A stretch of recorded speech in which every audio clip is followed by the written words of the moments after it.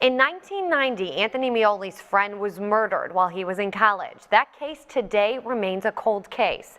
Well, that year, Mioli switched majors to criminology and decided he wanted to find out why somebody would hurt an innocent stranger.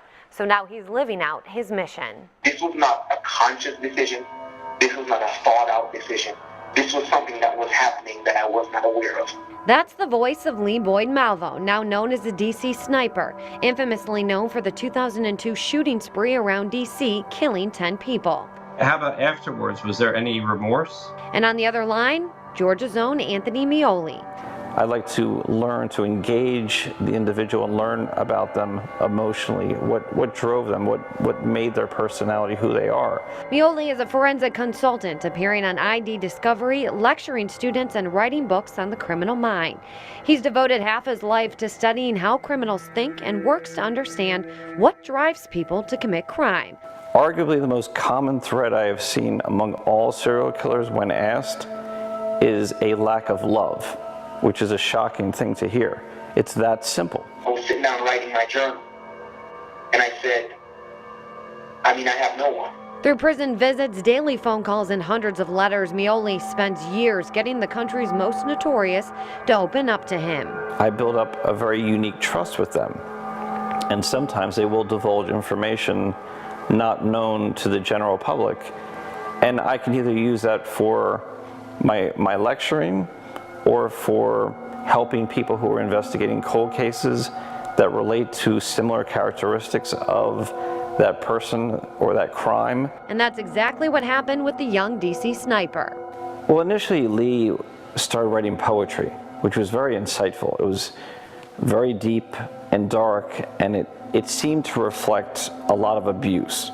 Through a unique relationship, Mioli was able to get something from Malvo no one else could, a diary. He told me that he had written this diary about 2.5 years after he had been incarcerated. He had to process what he had done. So he put it down in a step-by-step diary as to his childhood, his adolescent years, and his mother, his father, and when he met John Muhammad, and what led up to the D.C. Sniper shootings.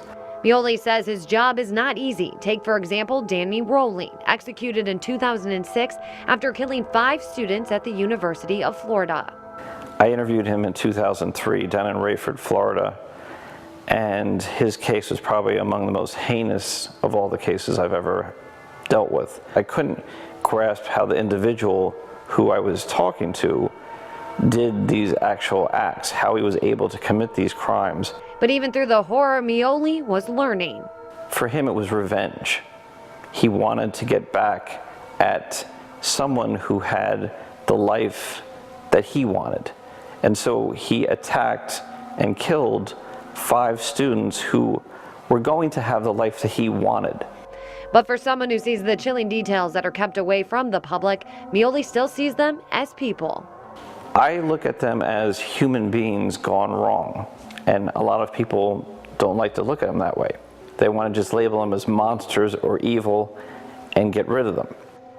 If it is possible, find it in your heart to forgive, but for your own sake, do not allow my actions or the actions of John Muhammad to wreak havoc on you for the rest of your life. After everything he hears and sees, how does Anthony Mioli still see these men and women as human? We're going to find out tomorrow in part 2 when we dive into his office filled with hundreds of letters and drawings from serial killers across the world. Mioli will take us inside the criminal mind, find out what you should know about the people around you. When locked behind bars for life or waiting on death row, there isn't much one can do except draw.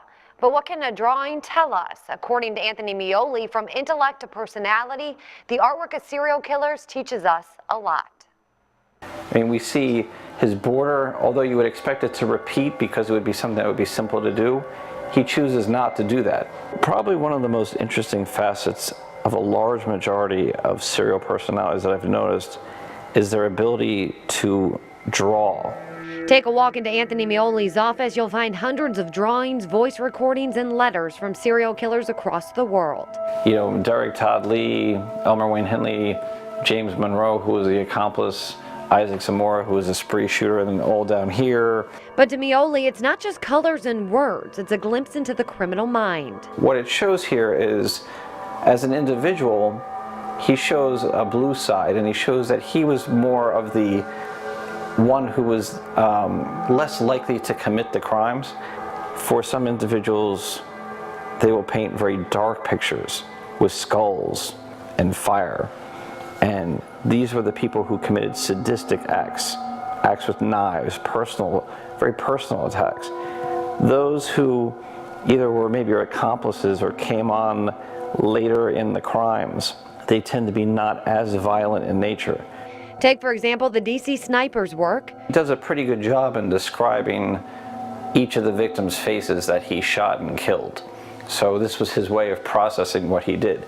And the thief means that he stole their lives. Or Charles Manson's. In his mind, he felt that the world needs to watch their fossil fuels and how we consume things. And so he's very into nature and how things are. Well, you see, I live in the underworld. You live in the overworld. I do a lot of things underworld that you guys don't see. A large majority of them, if they got out, would recidivate. They would recommit their crimes because they're addicted to murder. But what does Mioli take from it all? I don't believe in born evil. I don't believe that a child is brought into this earth only to commit heinous acts against other human beings. Mioli says neglect is a major trend he sees. All he wanted was for somebody to pay him a little attention, a little bit more of their time. So that's pretty much what he was saying. Why is he writing in third person? What does that tell you? Well, it's a way for him to express his feelings while not necessarily taking responsibility for what he did. Graphic letters and phone calls aside, Mioli is still a husband and father. He sees a psychologist throughout the year and works hard to detach career from life. You do tend to put it into a box and put that box on the shelf, but eventually those shelves run out. And so it is a tough thing to listen to these individuals and hear what they have to say. But somebody has to enter the fire. But Mioli does have some advice for you. This could be anyone. This could be someone you know or someone you don't know. But there are warning signs that you should look out for if a person's not acting correctly, or if a person who's supposed to be on medications going off of medication. They're an at-risk individual, so you should be vigilant in that. Mioli says the artistic ability relates to right brain activity, which he believes may allow serial killers to commit these heinous acts, while at the same time walk in public undetected. Now, he says generally people are good, but just be aware of your surroundings. Thank you, Jessica. Mioli says also it's the victims we tend to forget in all of this. He wants his legacy to be helping those who've suffered from violent crime. So on top of his criminology and law degrees, he's currently working to become a professional counselor.